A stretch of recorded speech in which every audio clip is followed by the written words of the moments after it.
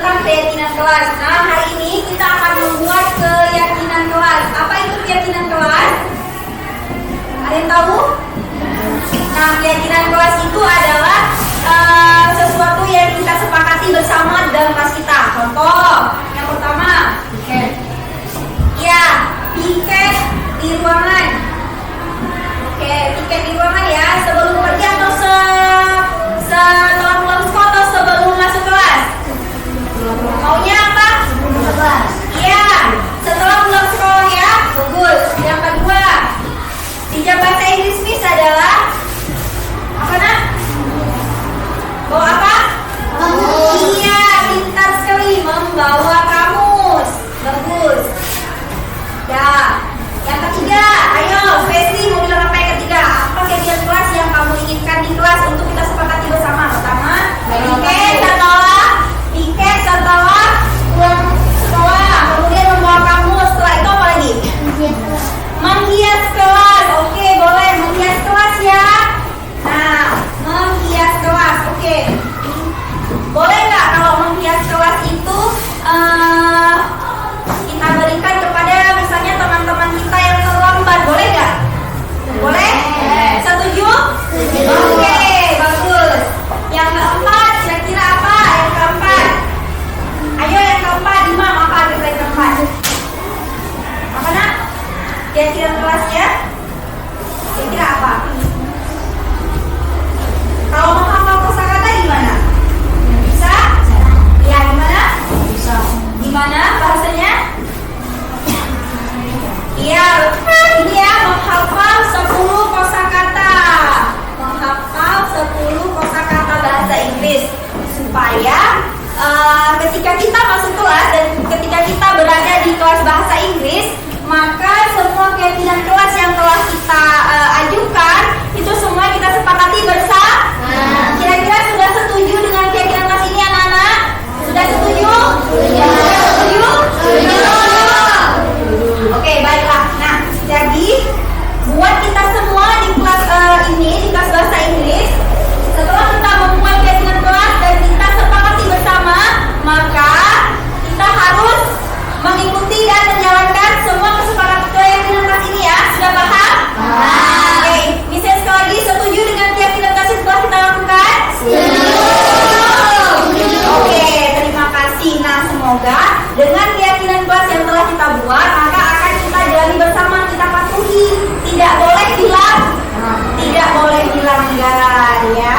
Oke, terima kasih untuk pembuatan keyakinan kelas pada hari ini ke bahasa Inggris. Semoga kita dapat menerapkan keyakinan kelas ini bersama. Ucapkan semangat belajar dengan semangat dan semoga kita terus termotivasi ya. Wassalamualaikum warahmatullahi wabarakatuh. Waalaikumsalam warahmatullahi wabarakatuh.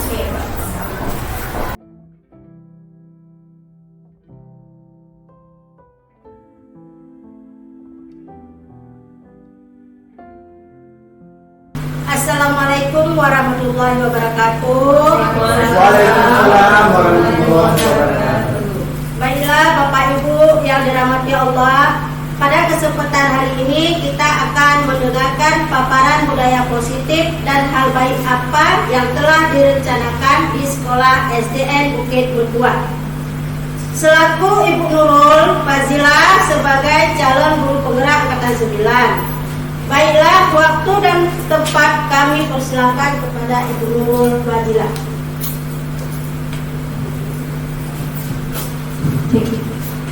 Baik, terima kasih saya ucapkan kepada Ibu Kepala Sekolah yang telah memberikan saya kesempatan untuk menyampaikan sedikit budaya positif di sekolah tercinta kita itu SDN Negeri Bukit Berdua. Nah, sebelumnya saya sapa dulu Bapak Ibu semuanya, apa kabar hari ini Bu? Baik, sudah pada makan siang? Belum, nanti makan Ibu Kepala Sekolah ya. Oke. Baik, pada hari ini izinkan saya untuk memaparkan sedikit budaya positif yang telah saya terapkan di sekolah kita ini, yaitu mengenai menyebarkan pemahaman dan pengalaman penerapan budaya positif. Oke. Nah, itu dia. Selamat datang para guru hebat. Mari belajar bersama, berkolaborasi, saling mendukung demi mewujudkan disiplin positif di sekolah. konsep utama modul budaya positif. Yang pertama, perubahan paradigma belajar. Nah, tentunya kita sebagai seorang guru, terlebih calon guru pemula, kita sudah paham tentang apa sih itu paradigma atau perubahan paradigma belajar yang telah kita terapkan di sekolah kita. Dan ini imbasnya sangat baik terhadap sekolah kita karena kurikulum aja bisa berubah, tentu dengan paradigma pembelajaran juga harus berubah itu untuk meningkatkan kompetensi dan juga disiplin atau budaya positif yang harus kita lakukan di sekolah kita ya. Oke, kemudian ada yang namanya disiplin positif. Nah, disiplin positif ini adalah suatu hal yang benar-benar natural atau lahir dari dalam diri kita. Oke, sebelumnya coba saya ingin tanya nih kepada Bapak Ibu semuanya. Nah, menurut Bapak Ibu, kira-kira disiplin itu apa sih, Bu? Tepat waktu, Bu. Benar sekali, tepat waktu, luar biasa Bapak. Kira-kira menurut Ibu budaya positif apa, Bu? Maaf, disiplin positif apa? Datang cepat, ya bagus sekali. Nah, kemudian saya berarti sebelum kita ambil materi dari Allah dulu buat teman-teman semuanya. Iya. Oke. Nah, jadi disiplin positif merupakan hal yang natural yang benar-benar terlahir dari dalam diri kita dan kemudian akan melahirkan namanya kebutuhan dasar manusia. Kebutuhan dasar manusia itu banyak ya Bapak Ibu. Yang pertama ada namanya kebutuhan bertahan hidup. Kita perlu nggak bertahan hidup? Perlu ya, kita butuh makan, kita butuh kerja untuk dapat melanjutkan hidup kita di masa depan. Oke. Nah, kemudian selain kebutuhan dasar manusia ada itu namanya kebutuhan hidup. Kemudian kita butuh penguasaan, benar nggak sih? Iya, kita butuh jabatan, kita butuh yang namanya hal yang bisa kita junjung atau hal yang bisa kita lakukan di dalam suatu budaya positif atau disiplin positif untuk meningkatkan kompetensi kita. Nah, kemudian itu ada yang namanya apa ya? Selain kebutuhan hidup, penguasaan, kemudian juga kesenangan atau kebebasan. Kita juga butuh hiburan, benar ya Bapak Ibu? Kalau kita kerja terus, kita belajar terus, pasti kita akan boring dengan sendiri. Jadi kita butuh hiburan. Nah, kemudian ada yang namanya motivasi perilaku manusia. Oke, nah motivasi perilaku manusia ini sangat dekat dengan ruang lingkup kita di sekolah. Ada motivasi, ada perilaku, juga ada manusia. Nah, kira-kira menurut Bapak Ibu, motivasi itu perlu nggak sih bagi seorang manusia? Perlu, benar sekali. Dengan adanya motivasi, kita akan lebih bersemangat. Kemudian kita akan lebih mencintai diri kita. Kemudian kita mencintai lingkungan kita, sehingga kita dapat bergaul bersama dengan teman-teman yang lainnya. Nah, selanjutnya di situ ada adanya perilaku. Perilaku menurut Bapak Ibu, perilaku itu apa sih Bu? Apa sih Pak? Coba saya tanya dulu. Oke Ibu, perilaku itu apa kira-kira Bu? Iya, benar sekali, sikap kita terhadap teman-teman yang harus yang baik-baik ya Bapak Ibu semuanya ya. Oke, nah tidak terlepas bahwa perilaku itu berkesinambungan atau hal yang dibawa oleh seorang manusia. Jadi saat kita bisa memotivasi perilaku yang baik, maka itu akan menjadi contoh yang baik pula terhadap teman-teman yang lain. Oke. Nah, selanjutnya ada yang namanya posisi kontrol restitusi. Nah, restitusi ini adalah suatu hal yang dilakukan untuk menyelesaikan suatu masalah. Oke, kalau di dalam suatu permasalahan itu ada namanya kalau di CGP segitiga restitusi, yang mana saat seseorang membuat kesalahan, kita tidak menjudge seseorang, kita tidak boleh menghakimi seseorang itu kamu salah, nggak boleh. Nah, di situ ada yang namanya yang pertama dalam segitiga restitusi itu menstabilkan identitas. Kemudian ada namanya memvalidasi tindakan yang salah. Setelah itu menanyakan keyakinan. Nah, kira-kira nih kita sebagai dewan guru pernah nggak sih menghadapi suatu masalah yang dibuat oleh siswa? Pernah nggak? Pernah. Contohnya apa Bu? Contohnya kesalahan dilakukan oleh siswa. Contohnya apa? Datang terlambat. Apalagi Bu? Nyontek. Apalagi Pak? Maka di kelas lupa buat PR. Benar sekali. Nah, itu dia yang berusaha saya terapkan di sekolah. Jadi di kelas bahasa Inggris saya kemarin ada siswa saya itu yang nggak mau ngurus bahasa Inggris. Nah, kemudian saya tanyakan, mahasiswa saya itu sih Asyifa. Saya tanyakan kepada Asyifa, kenapa kamu tidak mau ngurus bahasa Inggris? Ternyata alasan dia yang mengatakan bahwa dia itu salah lihat roster. Jadi dia bawa itu pelajaran yang hari sebelumnya. Dia nggak lihat kalau hari itu ada pelajaran bahasa Inggris. Nah, di situ saya mencoba menstabilkan identitas dengan saya mengatakan nggak apa-apa nak. semua orang itu pernah membuat kesalahan, termasuk ibu sendiri pernah membuat kesalahan. Oke. Nah, kemudian kita coba untuk menanyakan keyakinan kepada mereka, atau sebelumnya kita memvalidasi apa hal yang salah, perbuatan yang salah. Dengan demikian kita menanyakan solusi kepada dia. Nah, kira-kira dengan kamu itu nggak bawa kamusnya, kira-kira kita melanggar kesepakatan kelas nggak? Nah, siswa saya menjawab benar sekali. Nah, dengan demikian siswa saya akan mencoba mencari solusi bagaimana supaya siswa saya tidak mengulangi lagi di kesalahan yang sama. Nah, disitulah seorang guru harus mampu mengkoordinir permasalahan yang dihadapi oleh siswa ya. Oke, selanjutnya ada namanya keyakinan kelas. Nah, Bapak Ibu, pertanyaannya adalah keyakinan kelas dengan peraturan kelas sama nggak?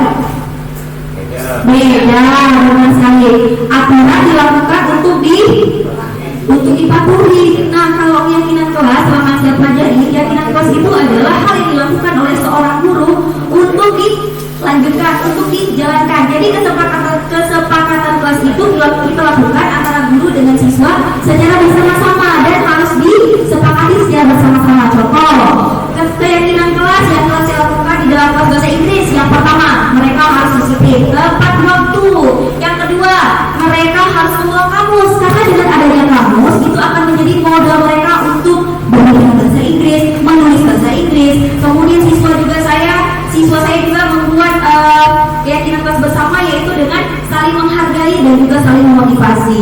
Nah, di situ saat terjadi kesepakatan di dalam keyakinan kelas, maka hal yang harus dilakukan adalah dijalani bersama, sehingga tidak adanya suatu pelanggaran atau tidak ada suatu hukuman yang wajib diberikan oleh guru kepada siswa yang melakukan kesalahan. Kenapa? Karena saya telah berusaha menerapkan keyakinan kelas untuk disepakati dan dipatuhi oleh semua siswa saya di kelas bahasa Inggris.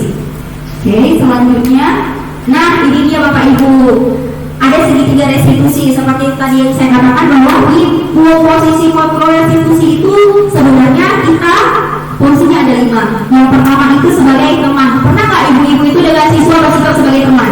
Pernah nggak? Pernah, iya, bagus. Kemudian ya kita ingat, pernah nggak sih kita bersikap dengan siswa kita itu sebagai pembuat merasa bersalah? Pernah nggak kita ajak siswa kita, kamu salah, kamu datang terlambat, pakai sepatu semuanya salah, terus kamu itu malas lagi belajar? Pernah nggak gitu dulu?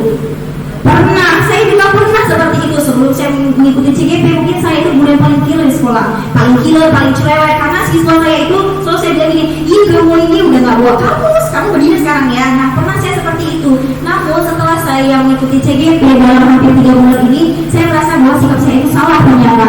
Nah, kemudian ada posisi selanjutnya itu adalah sebagai penghukum. Pernah nggak, sadar nggak sih kita sering menghukum siswa kita? Pernah kan? Nggak bawa buku, dia terlambat, dia nyontek, pasti kita pernah tuh marahin siswa kita. Nah, ternyata di sini kan nggak boleh salahin mereka itu atau menjat mereka itu salah. Itu akan sangat menghukum mental mereka sebenarnya. Dan di sini saya paham bahwa tindakan guru itu sebenarnya ingin yang terbaik kan buat siswa-siswanya. Namun terkadang hal yang kita lakukan itu belum tentu bisa diterima baik oleh siswa kita. Contoh nih, saya pernah punya siswa, maksudnya saya pernah jadi siswa. Nah, ketika pelajaran bahasa Jerman, saya itu tidur di kelas, nggak pernah belajar bahasa Jerman. Terus saya dicubit. Sampai sekarang saya masih ingat dengan ibu itu. Ibu itu yang pernah cubit saya kemarin itu waktu saya SMA. Saya karena nggak pernah belajar di jam bahasa Jerman. Nah, ketika kita memposisikan seperti itu, kita juga akan dicap oleh siswa kita. Ibu itu pernah marahin aku, ibu itu pernah cubit aku. Sampai sekarang aku teringat, sampai besok-besok mungkin dia akan teringat dengan hal apa yang telah kita lakukan. Nah, jika kita kembali lagi kepada segitiga restitusi, maka hal yang harus kita lakukan itu seperti tadi. Saat siswa kita melakukan kesalahan, kita tidak boleh menghukum mereka. Jadi yang pertama kita lakukan adalah menstabilkan identitas, buat siswa kita itu merasa nyaman. Jangan langsung kita buat mereka itu langsung salah itu tidak boleh. Nah, yang kedua itu ada namanya memvalidasi kesalahan yang salah ibu-ibu. Jadi saat siswa kita bersalah, jangan langsung dihukum, tanyakan, berikan dia kesempatan untuk menjelaskan kenapa dia sampai membuat kesalahan. Oke, yang selanjutnya adalah menanyakan keyakinan. Tanyakan kepada siswa kita, anak-anak, hari ini kamu terlambat. Kemarin dalam kesepakatan kelas kita buat kan bahwa harus on time masuk kelas dan tidak boleh terlambat. Tanyakan kembali kepada mereka sehingga siswa kita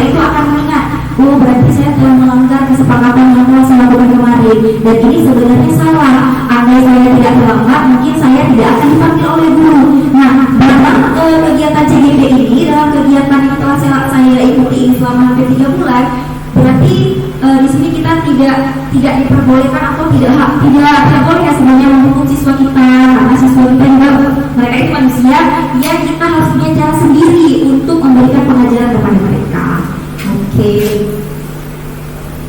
Nah, selanjutnya ada pembelajaran paradigma baru, yaitu pembelajaran yang dirancang berdasarkan prinsip, kemudian pembelajaran yang terdifferensiasi, sehingga setiap siswa belajar sesuai dengan kebutuhan dari tahap perkembangannya untuk memiliki profil pelajar Pancasila. Nah, Bapak Ibu, di sini ada kata kuncinya, yaitu pembelajaran yang terdifferensiasi. Oke, kira-kira dari pembahasan dari topik tersebut, pembelajaran yang terdifferensiasi itu maksudnya apa, Bu? Maksudnya apa, Pak? Ada yang paham nggak? Ada yang tahu nggak? Terdifferensiasi, gimana, Bu? Iya, benar, pembelajaran yang berbeda. Contoh, misalnya di kelas kita atau di kelas saya kemarin, anak-anak saya itu untuk bahasa Inggris ada 4 skill kan dalam bahasa Inggris, ada berbicara, kemudian ada mendengar, menulis, dan membaca. Nah, siswa saya mereka tidak semuanya bisa speaking bahasa Inggris karena mereka punya masalah apa? Saya nggak suka bahasa Inggris, bahasa Inggris itu bukan bahasa kita, itu bahasa orang tua, saya nggak suka, sehingga saya nggak bisa. Nah, kemudian ada yang siswa saya itu dia lebih suka membaca, dia nggak suka menulis, dia nggak suka mendengarkan. Nah, dalam beberapa skill atau 4 skill dalam bahasa Inggris tersebut yang dimiliki oleh siswa saya itu berbeda, Bapak Ibu. Jadi di sini saya berperan sebagai guru seperti ini. Saya harus mengelompokkan, ini kamu bagian yang mendengarkan, ini kamu bagian yang membaca, ini kamu bagian yang menulis, dan ini kamu yang aktif dalam speaking, kamu akan speaking dengan teman-teman kamu. Nah, di sini kita sebagai guru diarahkan atau diajarkan untuk menuntut siswa-siswa kita dengan pembelajaran sesuai dengan keinginan mereka, Bapak Ibu. Nah, seperti Kerja Dewan mengatakan bahwa pendidikan di nilai-nilai guru penggerak itu ada namanya guru berhak berpihak kepada murid. Nah, di sini kita harus paham bagaimana keinginan siswa kita, pembelajaran apa yang mereka inginkan, kemudian seperti apa metode pembelajaran yang mereka butuhkan. Nah, di sini kita diharuskan atau dituntut untuk memahami bagaimana mengajarkan siswa kita yang terdifferensiasi, yaitu dengan latar belakang kemampuan mereka yang berbeda-beda. Pernah nggak Ibu dapatkan gini, anak di kelas kita ini dia nggak suka belajar, tapi bertolong-tolong dia nomor 1, pernah nggak? Pernah kan? Nah, seperti itu. Siswa kita ini nggak mau dia masuk belajar dalam kelas, dia maunya itu kalau ada lomba futsal dia nomor 1, pernah nggak? Iya, itu dia namanya Bapak Ibu ya. Itu dia pembelajaran dirancang secara terdifferensiasi. Jadi di sini kita harus mengetahui bahwa siswa itu akan belajar sesuai dengan kodrat alam dan kodrat zaman, dan itu akan memicu motivasi dan juga semangat mereka untuk terus belajar dengan kita sebagai guru terus mengatur mereka dalam konteks yang berbeda-beda. Oke, selanjutnya budaya positif. Dalam budaya kita, makna kata disiplin dimaknai menjadi sesuatu yang dilakukan seseorang kepada orang lain untuk mendapatkan kepatuhan. Kemudian kita cenderung menghubungkan kata disiplin dengan ketidaknyamanan. Nih, sering nih. Kira-kira aku lupa ketika disuruh ke sekolah, Bapak Ibu ke sekolah ya, masuknya jam 7.30, harus disiplin. Kira-kira Bapak Ibu setuju nggak? Nggak, jujur benar ya. Nah, sama sebenarnya saya juga seperti itu. Ketika kita harus mematuhi suatu peraturan yang ditetapkan oleh suatu lembaga, itu membuat kita tidak nyaman, benar nggak sih? Ya kan? Nah, kalau di sekolah kita gini kan, jam 7.30 masa minggu ada yang terlambat nanti kena hukum misalnya gitu ya kan.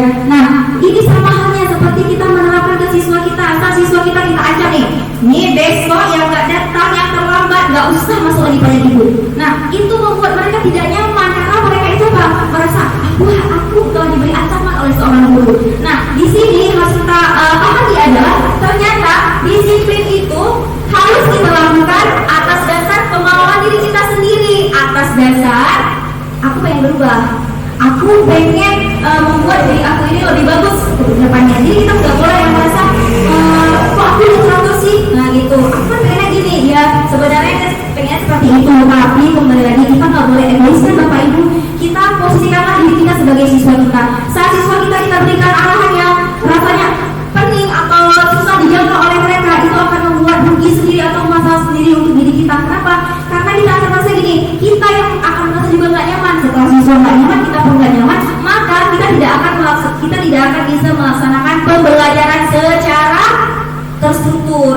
itu yang harus kita pelajari. Belajarlah untuk mendisiplinkan diri sendiri, dimulai dari diri sendiri, baru kemudian bisa kita terapkan kepada anak-anak kita selanjutnya. Oke, nah selanjutnya sebagai pendidik, tujuan kita adalah menciptakan anak-anak yang memiliki disiplin dari diri sehingga mereka bisa berperilaku dengan mengacu pada nilai-nilai kebajikan universal dan memiliki motivasi intrinsik bukan ekstrinsik. Nah, Bapak Ibu, motivasi itu perlu nggak kira-kira? Perlu, bagus sekali. Ada dua nih motivasinya, ada yang intrinsik dan juga ada yang ekstrinsik. Nah, jadi motivasi intrinsik itu adalah motivasi yang lahir dari dalam diri kita sendiri. Sedangkan motivasi ekstrinsik adalah motivasi yang lahir dari luar, dari pihak luar, ya kan? Contoh nih, saya kemarin pernah memberikan motivasi ke siswa saya. Kebetulan siswa saya ada dua, yaitu si Jaki dan juga Jenny. Nah, si Jaki ini tipenya dia harus kita dorong dulu nih, harus kita motivasi dulu ya, baru bisa dia bangkit. Nah, setelah itu kalau si Jenny motivasinya adalah intrinsik, dia nggak perlu kita dorong kuat-kuat, tapi dia sudah terpicu dengan sendirinya. Nah, dari kedua hal ini, motivasi intrinsik dan juga ekstrinsik, kira-kira yang paling mudah yang mana Bapak Ibu untuk kita jalankan? Intrinsik, benar, karena intrinsik ini adalah motivasi dari dalam diri. Jadi saat seseorang udah punya motivasi, dia mampu, maka ketika ibarat gelas sudah terisi air. Nah, kalau sudah terisi air setengah, kita tinggal tambahkan sekali lagi, penuh ya, penuh. Nah, kalau ekstrinsik ini susah banget nih, susah karena harus kita dorong terus supaya dia mampu. Nah, disinilah supaya yang berperan paling penting itu di motivasi ekstrinsik. Nah, kalau untuk motivasi intrinsik itu sudah sangat membantu kita dalam memberikan motivasi atau kemudian kepada mereka sehingga mereka akan mampu berkolaborasi dengan kita, mengumpulkan minat bakat mereka dan menampilkan bakat minat mereka itu ke khalayak umum yang mampu dipublikasikan. Oke, kita lanjutkan Bapak Ibu. Oke, yang ketiga selanjutnya adalah disiplin kognitif merupakan salah satu cara penerapan disiplin yang bertujuan untuk menumbuhkan kesadaran peserta, memberdayakan anak-anak untuk melakukan sesuatu tanpa sogokan, tanpa ancaman maupun hukuman. Nah, disiplin positif selanjutnya itu adalah dengan memperlakukan siswa kita tanpa sogokan atau ancaman maupun hukuman. Pernah nggak Bapak Ibu itu memberikan iming-iming atau reward nih kepada siswa? Saya ini anak-anak, siapa yang hari ini bisa menghafal surat An-Nas boleh cepat pulang. Pernah nggak itu? Pernah. Anak-anak, siapa yang hari ini konten 100 mau kasih permen. Pernah nggak itu? Pernah ya. Nah, jadi Bapak Ibu, sebenarnya itu adalah upaya kita untuk memotivasi siswa kita kan.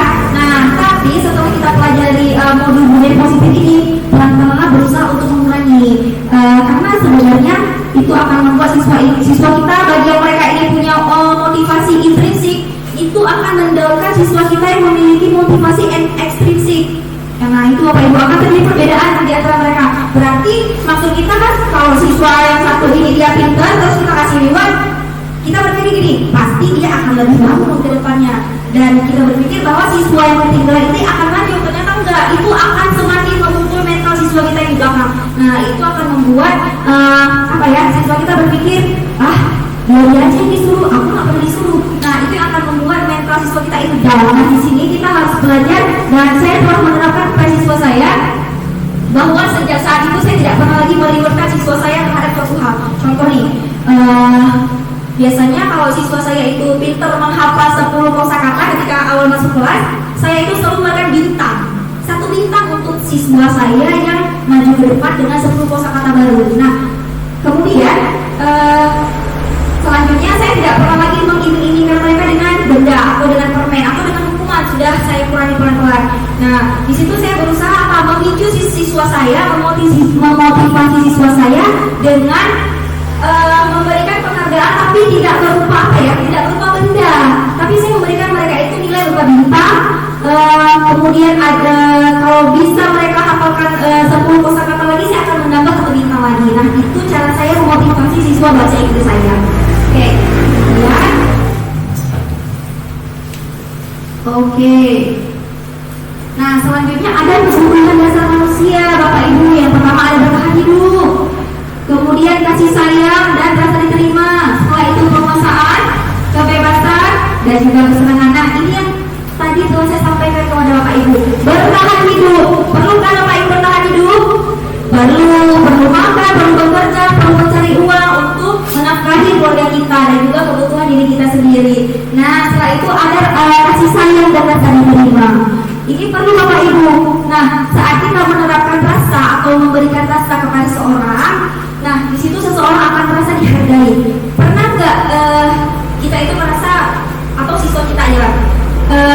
kita menyayangi satu siswa kita lantaran dia anak kita. Tapi karena dia tetangga kita atau dia bukan saudara kita, kita mengabaikan siswa tersebut, pernah nggak? Pernah nggak? Atau karena siswa itu sering dekat dengan kita dan siswa yang lain juga dekat dengan kita, perhatian kita itu lebih ke siswa yang dekat sama kita, pernah nggak? Pernah. Saya juga pernah di posisi itu dan ternyata itu sangat tidak bagus bagi kita seorang guru, karena itu akan memicu kecemburuan sosial antara satu siswa dengan siswa yang lainnya. Nah, kemudian ada penguasaan, kebebasan, nggak terima dong ya. Misalnya kita suka A, tiba-tiba datang teman kita, kamu harus ikutin seperti aku, nggak mau dong seperti itu. Kenapa? Karena kita punya prinsip diri masing-masing, kita punya pilihan diri masing-masing untuk menentukan apa dan siapa yang kita butuhkan. Oke, kemudian kesenangan atau hiburan, itu nomor satu. Kita butuh kesenangan dan hiburan untuk menghilangkan penat dan juga kelelahan ya, stres. Benar, ketika kita telah belajar atau bekerja di sepanjang hari atau di sepanjang harian gitu Bapak Ibu ya. Oke, selanjutnya perilaku, motivasi perilaku manusia. Motivasi merupakan dorongan yang ditimbulkan pada diri seseorang secara sadar atau tidak sadar untuk melakukan suatu tindakan dengan tujuan tertentu. Oke, yang pertama, menghindari ketidaknyamanan dan hukuman. Murid melakukan disiplin diri karena ia takut dihukum. Ini merupakan motivasi ekstrinsik. Nah, pernah kan siswa kita seperti itu? Murid melakukan disiplin diri karena dia takut dihukum. Contohnya apa Bapak Ibu? Contohnya apa? Kira-kira murid melakukan disiplin diri karena ia takut dihukum. Oke, contohnya dia ke sekolah tepat waktu. Gara-gara apa? Gara-gara dia takut dihukum, datang tepat waktu.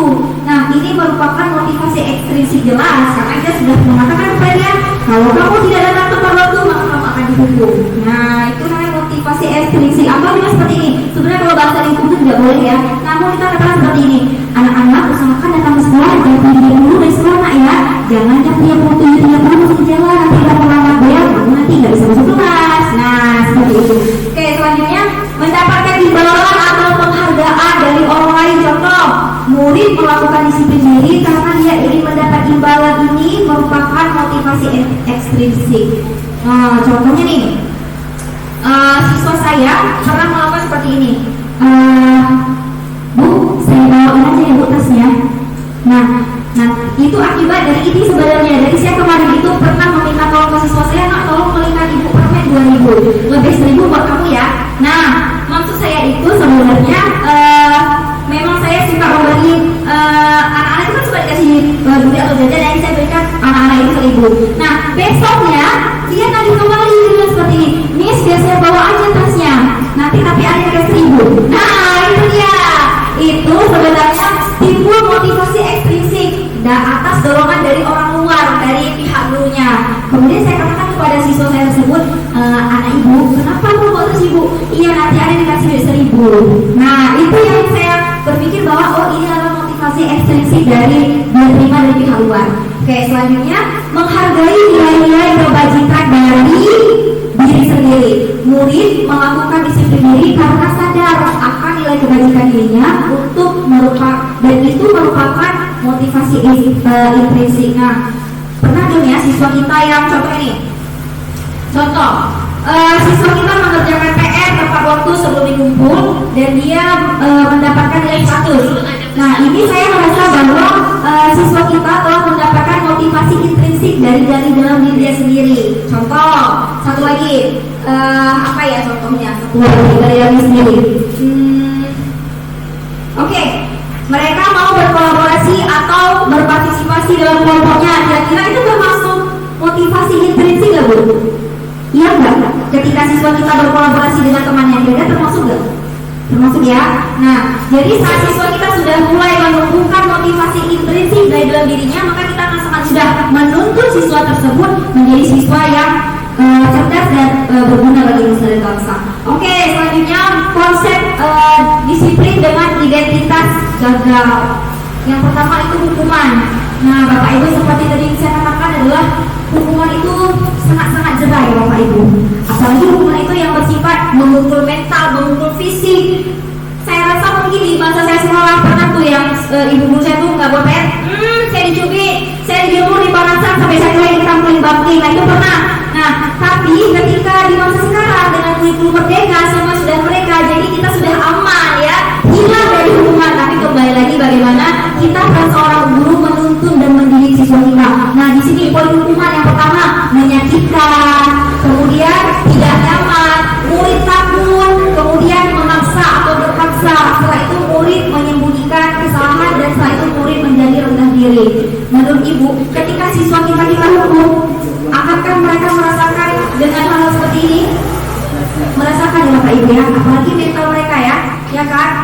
benar sekali Ibu.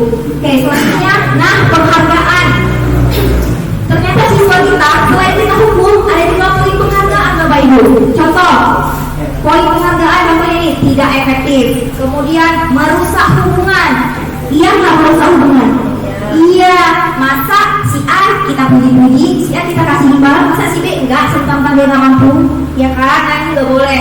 Kemudian mematikan kreativitas Bapak Ibu. Nah ini seperti tadi, kita hanya memberi reward atau memberi cap jempol atau bintang kepada si A yang pintar-pintar aja kan, pintar, jadi dia harus selalu kita istimewakan. Nah ini akan mematikan kreativitas mereka. Yang pertama, mereka mungkin akan berpikir, aku kan pintar, jadi aku mau belajar gimana pun aku tetap bernilai A.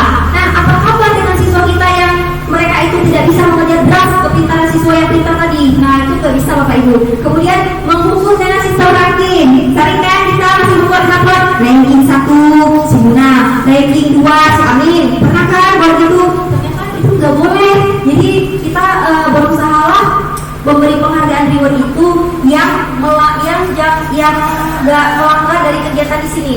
Oke, selanjutnya merampas hak menghargai dirinya sendiri ya seperti tadi Bapak Ibu, karena dia merasa dia pinter, dia paling best di kelas, jadi dia itu merasa ngapain juga harus belajar betul-betul. Toh aku juga dapat nilainya bagus. Nah itu nggak boleh, itu akan memicu kesombongan dalam diri seseorang dan kemudian merampas hak menghargai dirinya sendiri. Dia akan ya slow aja, udah nggak ada lagi motivasi intrinsik dari diri dia, yang adanya itu kesombongan nanti akan timbul dari diri seseorang siswa tersebut. Oke, selanjutnya, nah konsep disiplin identitas dengan sukses. Nah kalau yang tadi gagal, ada berapa yang gagal tadi? Ada 2. Yang pertama hukuman, selanjutnya penghargaan, benar sekali Ibu. Nah yang selanjutnya adalah konsep disiplin dengan identitas sukses. Oke, di sini adanya konsekuensi. Konsekuensi poinnya adalah penguatan jangka pendek. Oke, jadi konsekuensi ini berbeda dengan hukuman Bapak Ibu. Kalau hukuman itu hanya akan mencacatkan mental siswa, menghardik fisik siswa, dan dia itu akan merasa dibully dengan teman-temannya yang dihukum. Kamu tadi yang kena hukum sama Ibu Guru kan? Nah siswanya akan berkata seperti itu akan membuat siswa kita sedih. Itu nggak boleh Bapak Ibu. Nah tapi berbeda dengan konsekuensi. Konsekuensi itu adalah suatu hal yang kita tawarkan kepada siswa kita, kemudian dia ikut dengan konsekuensi tersebut. Oke, kemudian perlu monitoring berkelanjutan. Jadi setelah kita berikan konsekuensi kepada siswa akan suatu hal yang dilakukan nanti, kita harus monitor mereka. Nggak bisa kita lepas siswa kita itu setelah kita kasih materi atau kita kasih kebijakan, mereka lepas. Suka hati kamu mau buat-buat, enggak, itu nggak boleh Bapak Ibu. Oke, kemudian stimulus respon, memberikan stimulus kepada siswa kita bahwa segala hal yang dilakukan tersebut tidak boleh dilanggar lagi. Nah, kemudian murid akan menghormati peraturan. Oke, selanjutnya kehilangan waktu untuk memenuhi kesalahan. Nah, di sini konsekuensi juga berpengaruh. Kenapa? Karena dia akan terus memikirkan kesalahan apa yang kita buat. Pasti dia akan memikirkan. Nah, kemudian restitusi. Nah, ini sebenarnya yang paling bagus Bapak Ibu. Restitusi itu adalah solusi untuk permasalahan yang ditawarkan kepada siswa kita nih. Poin-poinnya pertama, murid bertanggung jawab untuk perilakunya. Jadi di sini dengan restitusi, seperti contoh siswa saya yang tidak membawa kamus tersebut, dia akan bertanggung jawab kepada dirinya sendiri. Bahwa yang pertama, dia tidak akan mulai kembali. Yang kedua, dia akan mengingat bahwa besok itu pelajarannya ini, jadi aku harus buat kebutuhannya ini. Oke, selanjutnya fokus pada pemecahan masalah jangka panjang. Oke, fokus pada pemecahan masalah jangka panjang. Kita juga harus sadar bahwa permasalahan di sini Bapak Ibu tidak hanya satu dan tidak begitu dilakukan terus selesai enggak, karena kita harus melakukan tindak lanjut selanjutnya. Jadi nggak bisa siswa kita melakukan seperti tadi nih, dia lupa bawa kamus, kemudian saat itu selesai enggak, kita harus monitor kembali besok-besoknya apakah dia ada bawa kamus kembali atau tidak. Oke, selanjutnya murid menghormati dirinya dengan orang lain. Nah, di sini Bapak Ibu, dengan adanya restitusi, siswa akan lebih menghargai dirinya sendiri. Yang ditonjolkan dari motivasi intrinsik tadi, dan juga dia akan menghargai orang lain. Oke, nah jadi saat ada siswa dia atau guru dia berbicara, tentu dia akan sadar bahwa dalam menghargai siswa itu perlu, mencintai teman itu perlu, dan juga menghargai gurunya itu perlu. Oke, selanjutnya murid bersemangat memperbaiki kesalahannya. Nah, di sini harapan kita pada restitusi ini adalah kita berharap bahwa siswa kita setelah ia melakukan kesalahan, ia mampu memperbaiki dan juga ia akan timbul dari dalam diri adalah semoga aku tidak mengulangi kesalahan selanjutnya dan semoga kedepannya aku akan terus lebih baik dalam melakukan suatu hal. Namun kalau manusia itu kan tidak pernah luput dari kesalahan ya Bapak Ibu, pernah hilaf, pernah salah. Nah disinilah peran kita seorang guru menuntut siswa kita untuk setiap dia melakukan kesalahan ingatkan kembali bahwa kesalahan yang dilakukan itu salah. Oke anak-anak, jangan diulangi kembali kesalahannya ya nak, karena memang kita manusia tidak pernah luput dari dosa. Namun kembali lagi kita telah memiliki kesepakatan kelas yang harus kita jalani dan kita laksanakan, tidak boleh dilanggar. Oke. Nah selanjutnya konsep pendekatan restitusi. Oke, sebuah cara mengenalkan disiplin positif pada murid yang pertama adalah dengan pengertian restitusi. Restitusi adalah proses menciptakan kondisi bagi murid untuk memperbaiki kesalahan mereka sehingga mereka bisa kembali pada kelompok mereka dengan karakter yang lebih kuat. Nah, itu diutarakan oleh si dosen dari 2024. Oke, selanjutnya ciri-ciri restitusi adalah yang pertama, bukan menebus kesalahan, namun belajar dari kesalahan. Kira-kira dalam hidup kita kalau kita membuat kesalahan, pilih mana Bu? Menebus kesalahan atau memperbaiki kesalahan? Dua-duanya sih. Dua-duanya? Iya. Atau yang satu aja? Yang satu aja, oke. Nah, kita konsepkan seperti Bapak tadi bilang, dua-duanya bukan menebus kesalahan, namun belajar dari kesalahan. Kadang-kadang kita berpikir setiap kesalahan yang terjadi itu mungkin salah kita atau mungkin salah orang, ya kan? Nah, ketika kita kembali ke unsur intrinsik, motivasi intrinsik, kita sadar bahwa kesalahan yang muncul itu sebenarnya tidak semerta-merta kesalahan dari pihak luar, tapi juga kesalahan diri sendiri. Jadi kita harus sadar bahwa manusia itu kan tidak luput dari dosa, salah dan juga hilaf. Nah, jadi manusia harus flashback dan introspeksi diri bahwa kita itu pernah melakukan kesalahan, kita juga salah, bahwa kita nggak boleh egois menjadi salah. Kalau kamu nih saya jadi salah, nggak boleh seperti itu. Tetap harusnya belajar memperbaiki kesalahan atau belajar dari kesalahan. Kemudian memperbaiki hubungan. Pernah nggak sih hubungan kita rusak? Pernah. Mungkin dengan pasangan, mungkin dengan siswa, mungkin dengan rekan sejawat. Pernah ya kan? Kalau dengan rekan sejawat ya itu sering. Karena apa? Kita bekerja dan berkumpul di satu tempat yang sama, otomatis nggak yang setiap hari mulus-mulus aja kan hubungan kita, pasti si A kita yang si B kita si A. Nah itu biasa karena kita manusia. Namun di sini ditawarkan solusi adalah untuk tetap belajar dari kesalahan. Tidak ada manusia yang sempurna, semua manusia pernah berbuat kesalahan. Oke, selanjutnya di sini kita diberikan tawaran, bukan dipaksa. Oke, jadi Bapak Ibu, ketika kita membuat suatu keyakinan, di sini kita ditawarkan, bukan dipaksa. Kalau dipaksa gitu kan, kamu harus ikut saya. Tapi saya nggak mau ikut kamu. Nah itu paksaan. Pernah nggak Bapak Ibu dipaksa? Pernah ya kan? Beli buku saya. Kalau nggak beli, saya nggak kamu lagi. Nah itu sebenarnya paksaan atau dari sekolah. Ikuti aturan saya seperti itu. Nah di sini kita ditawarkan, bukan dipaksa. Oke Bapak Ibu. Kira-kira untuk membuat seperti saya dengan siswa saya buat yang kelas, saya lemparkan ke siswa saya. Nah anak-anak ibu di sini kira-kira apa yang pertama harus kita lakukan untuk menjaga kebersihan atau keyakinan kelas yang seperti apa yang kita inginkan. Nah itu saya lemparkan ke siswa saya. Tidak semerta-merta maunya saya. Kalau semuanya maunya saya, yang saya takutkan adalah balik lagi seperti tadi, siswa merasa tidak nyaman, disiplin yang membuat mereka tidak nyaman. Nah itu saya tidak ingin. Saya mengharapkan bahwa siswa saya memberikan poin-poin budaya positif mereka dan mereka sanggup atau setuju dengan hal yang telah diberikan atau dipaparkan. Oke, nah selanjutnya menuntut untuk melihat ke dalam diri. Nah di sini kita diharapkan bahwa kita mampu untuk introspeksi diri, kemudian memperbaiki diri. Setelah itu belajar untuk bisa lebih baik ke depannya Bapak Ibu. Kita nggak boleh harus ini, aku nggak akan pernah bisa. Jangan pernah bilang nggak bisa. Katakan bisa, maka kamu juga akan mampu melewati semua hal. Ya walaupun badai menerpa, pasti kita akan mampu. Kenapa? Karena kita sudah ada motivasi intrinsik dari dalam diri. Tinggal kami yang mendorong, atau seperti siswa saya, tinggal saya mendorong mereka, pasti kamu bisa. Ayo, pasti kamu bisa, kamu harus mampu. Oke. Kemudian mencari kebutuhan dasar yang mendasari tindakan. Nah, kembali lagi kebutuhan dasar tadi ada 5. Kita pilih mau yang mana.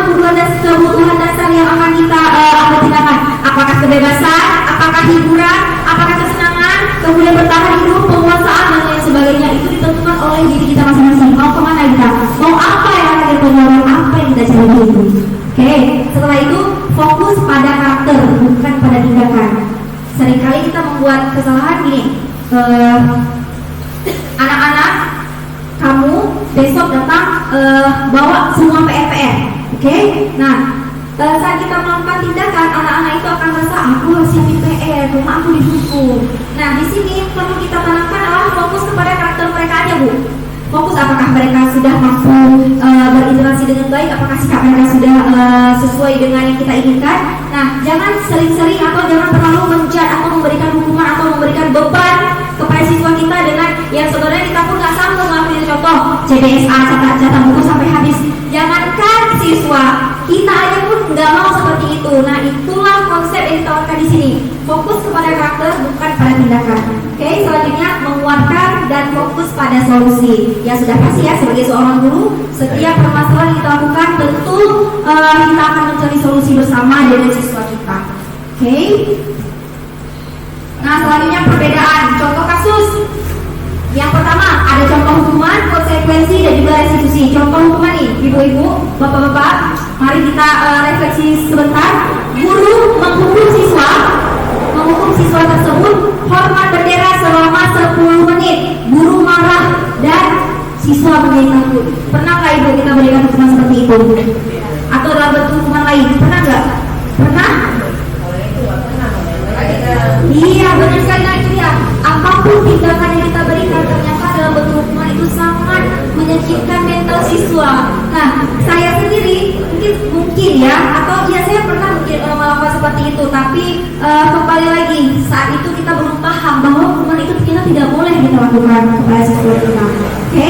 Nah, kemudian yang selanjutnya konsekuensi, Bapak Ibu. Guru memberikan konsekuensi untuk mengerjakan PR-nya saat istirahat atau dikerjakan sebanyak 3 kali lipat. Guru tegas dan siswa menghormati peraturan. Pernah nggak guru kasih PR terus dia nggak siap, terus kita kasih hukumannya lagi? Pernah nggak? Pernah kan? Ya sama, saya juga pernah seperti itu. Nah, kemudian di sini setelah saya paham nilai ini tidak bisa, tapi saya menawarkan kepada siswa kita, anak-anak, kenapa nak kamu nggak siap buat PR saya atau PR kita hanya nggak siap? Dengan berbagai alasan kita berikan mereka untuk menyampaikan alasan mereka. Nah, di sini tawarkan solusi. Oke, coba ingat kembali apa keyakinan kelas kita kemarin. Nah, setelah itu ayo cari solusi bersama. Untuk solusi ini harus dicarikan bersama dengan siswa sehingga dia tidak perlu menghukum mereka. Oke, nah di sini juga akan memunculkan motivasi apa yang namanya ekstrinsik. Kita mendorong siswa kita supaya mereka tidak melakukan lagi kesalahan. Oke, selanjutnya restitusi. Nah, ini yang paling ditawarkan di dalam budaya positif atau disiplin positif. Contoh, guru menanyakan keyakinan kelas atau keyakinan diri dan membantu siswa menyelesaikan masalahnya. Kemudian guru terbuka dengan siswa sehingga siswa menghormati dirinya dan orang lain. Nah, ini Bapak Ibu yang paling penting. Kembali lagi, saat siswa kita melakukan kesalahan jangan langsung dihukum Bapak Ibu, karena sebenarnya itu akan membuat siswa kita itu mentalnya drop, kemudian dia dibully dengan teman-temannya. Setelah itu dia juga akan merasa seperti ini, minder ya, benar ya, pas sekolah itu akan membuat dia minder seperti itu. Jadi saat siswa kita melakukan kesalahan, tanyakan kembali apa ya kemarin kegiatan kelas kita yang telah kita lakukan. Nah, sudah ingat, ayo sekarang carikan solusi untuk permasalahan kita ini. Biarkan siswa kita itu berpikir kritis, biarkan siswa kita itu memflashback atau mengingat kembali apa ya kesalahan aku, atau bagaimana ya cara supaya tidak mengulangi kesalahan. Berikan siswa kita kesempatan untuk bukan membenarkan diri tapi mencari solusi atas kesalahan yang telah dia lakukan.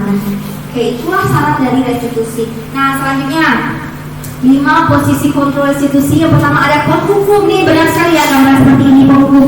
Kamu salah.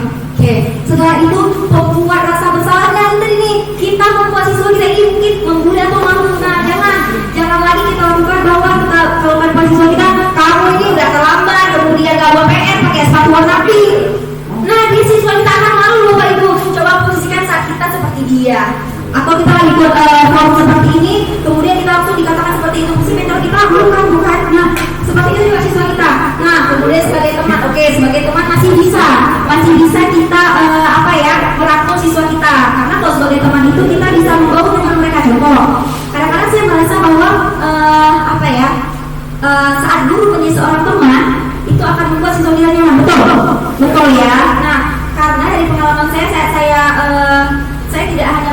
di SD, tapi saya mengajar di SN dan SMA. Nah, itu harus saya sesuaikan. Saat saya berada di posisi guru SD, saya seperti anak SD, Bu. Saya menari dengan mereka, saya berdiri dengan mereka, persis saya seperti mereka, seperti setiap hari, hai miss, saya seperti itu membahas mereka, hai anak miss yang baik Budi. Nah, kemudian ketika di SMP seperti itu juga, dan di SMA apalagi, memang udah bestie warna mereka. Nah, siswa SMP itu SMA itu sebenarnya sangat mudah untuk kita ajarkan satu hal yang yang baik seperti itu dengan terkait kebijakan nilai-nilai universal. Nah, kalau siswa SD tentu kita harus berteman dengan mereka kan, ini kembali ke diri kita masing-masing. Nah, setelah itu ada yang komunikasi lagi pengantar.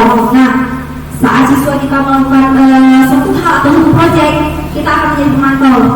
Oke, selanjutnya manajer. Nah, ini yang paling bagus. Manajer ini adalah bahasanya posisi kontrol seorang guru untuk mengatur, memanage semua kebutuhan siswa kita, bagaimana siswa kita bisa mencapai keberhasilannya sampai titik terakhir, sampai titik puncak yang kita harapkan. Jadi besar harapan kita di sini sebagai manajer, Bapak Ibu.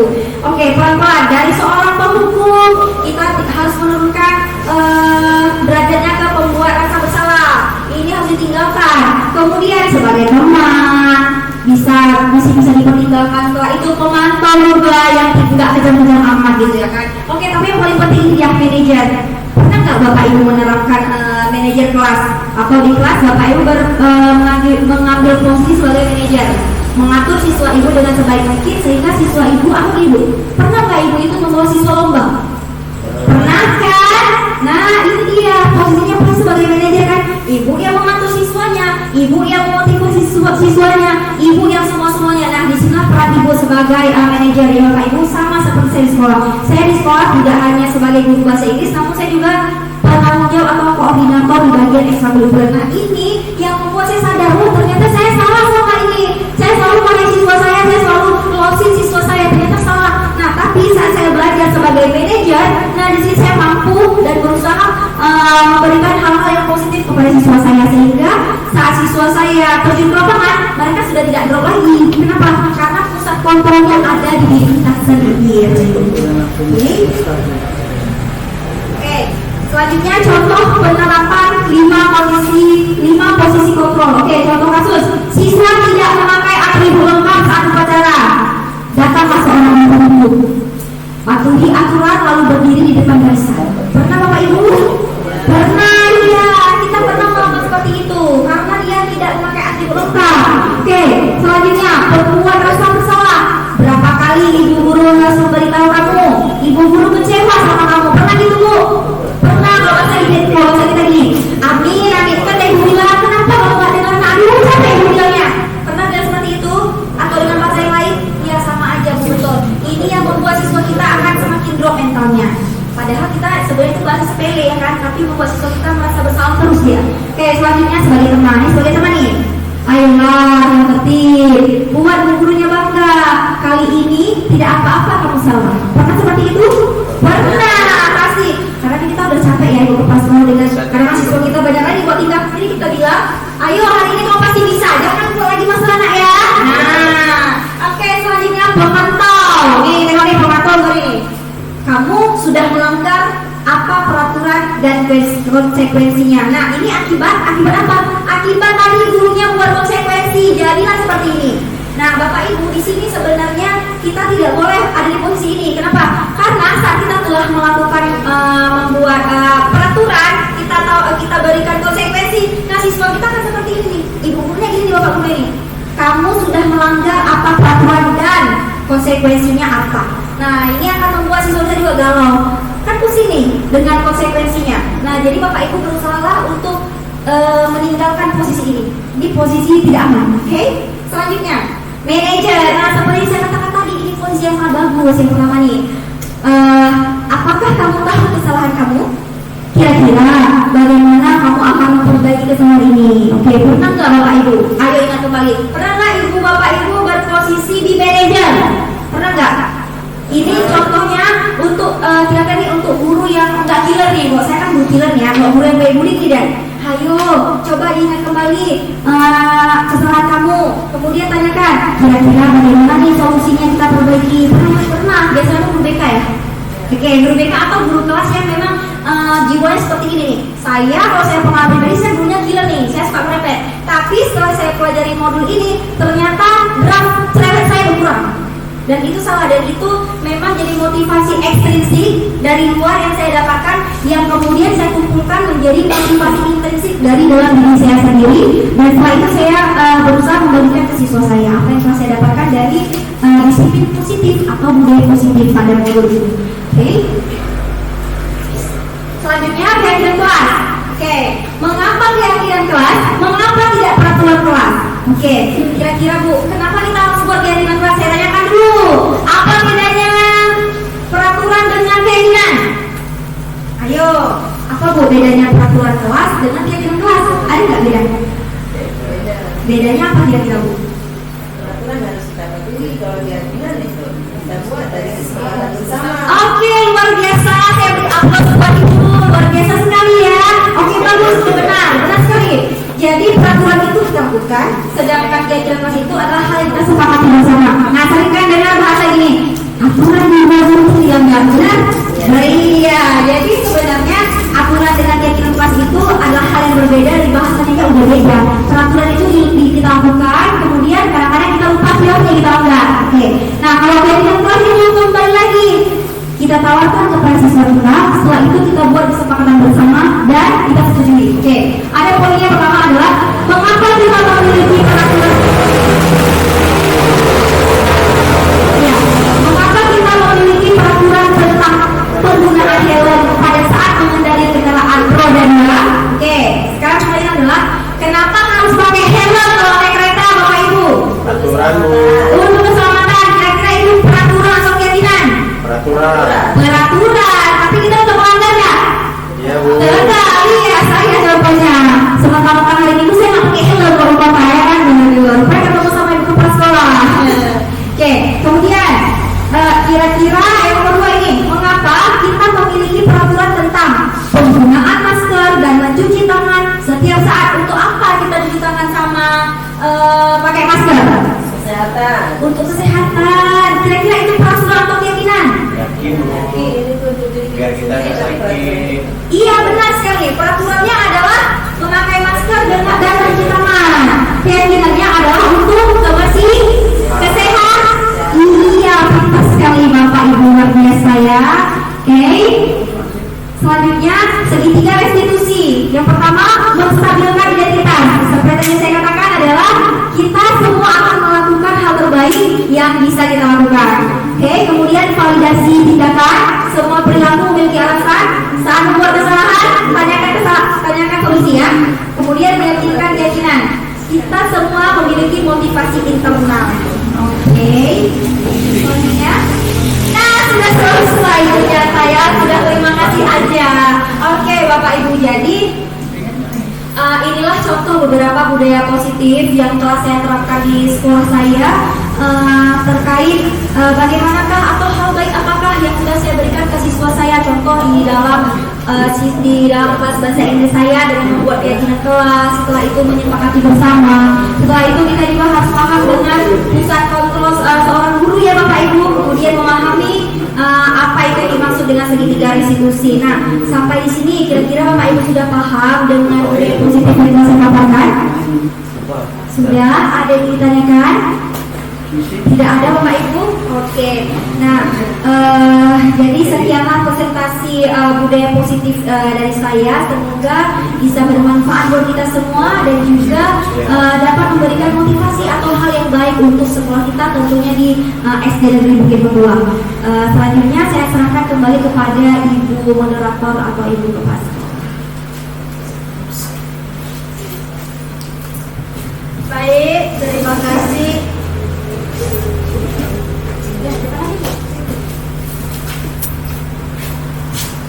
Baik, terima kasih kepada Ibu Nurul Fadilah yang telah memaparkan beberapa budaya positif di SD Bukit Petualang.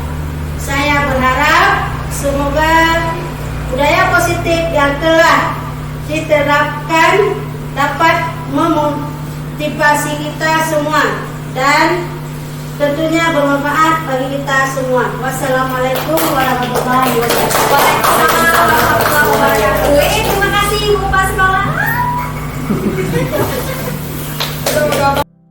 Assalamualaikum warahmatullahi wabarakatuh. Bapak Ibu, perkenalkan saya Eri Nuriman SPD, teman sejawat dari Ibu Nurul Fazilah SPD yang sedang mengikuti pendidikan calon guru penggerak angkatan 9. Berdasarkan penerapan budaya positif yang diterapkan di SD Negeri Bukit Metuah, semua kegiatan sangat berjalan dengan baik dan sesuai dengan harapan. Semoga kedepannya akan menjadi lebih baik lagi dengan penerapan budaya positif yang telah diterapkan oleh Ibu Nurul Fazilah di SD Negeri Bukit Metuah. Semoga hal ini dapat bermanfaat untuk kita semua.